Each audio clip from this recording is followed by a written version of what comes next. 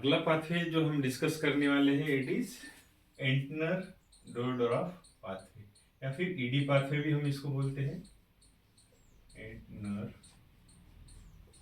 डोरडोरॉफ pathway, ED pathway.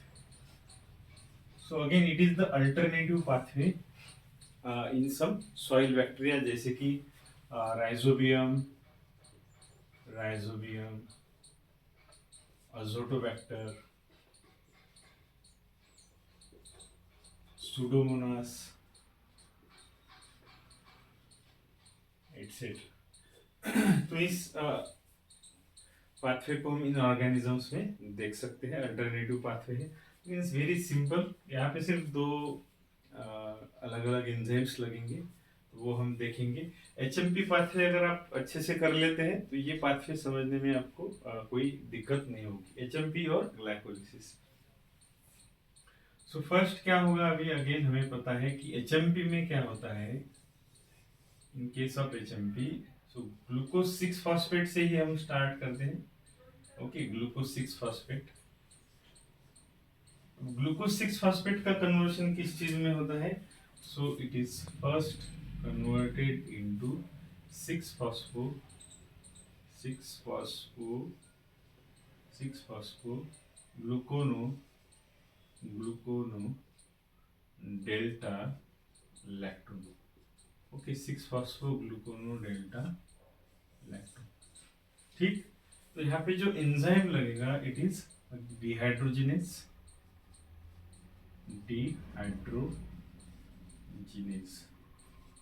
Again HMP की reaction है। सो likewise NADP is converted into NADPH।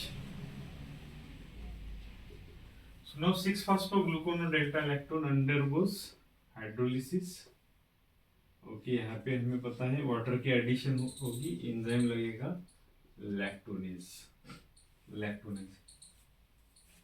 So that will gives rise to 6-phosphogluconate 6-phosphogluconate।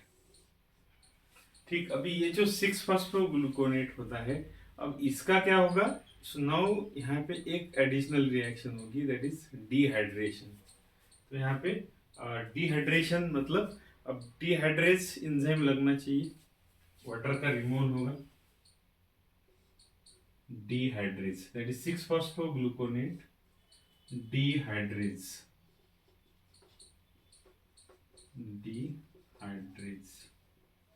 Okay, so water का removal होगा, so that will gives rise to 2 keto 3 deoxy 6 phosphogluconate. Okay, 2 keto second position पे देखिए, CHO 2 keto 3 deoxy as usual 6 phosphogluconate 6-phosphogluconate 2 keto third position पे oxygen नहीं है इसलिए 3 deoxy. 6th position पे phosphate है इसलिए 6-phosphogluconate, ग्लूकोज का डेरिवेटिव है। तो ये हमारा इंटरमीडिएट है, तो इसको हम KDPG भी बोलते हैं, KDPG। ओके, सिंपल सा नाम है। सो नेक्स्ट जो यहाँ पे रिएक्शन होगी अभी होगी अल्डोलेज की रिएक्शन, KDPG अल्डोलेज। अब यहाँ पे आपको एक प्रोडक्ट मिलेगा, एक तो पायरुवेट मिलेगा। ठीक, पायरुवेट, सॉरी यहाँ पे अल्डेहाइड की जगह यहाँ पे होगा ग्लूकोनेट।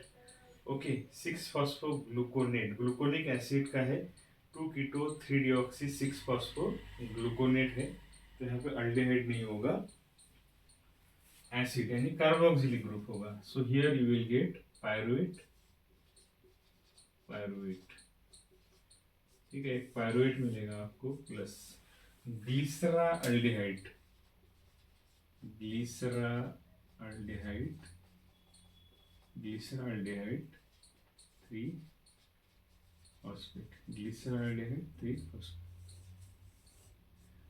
अगेन हमें पता है कि अभी ग्लिसराल्डिहाइड 3 फॉस्फेट का क्या फेट है। So by the action of glycolytic enzyme, okay, it is converted, हमें पता है फर्स्ट ग्लिसराल्डिहाइड 3 फॉस्फेट जो है it is converted into 1,3 bis phosphoglycerate,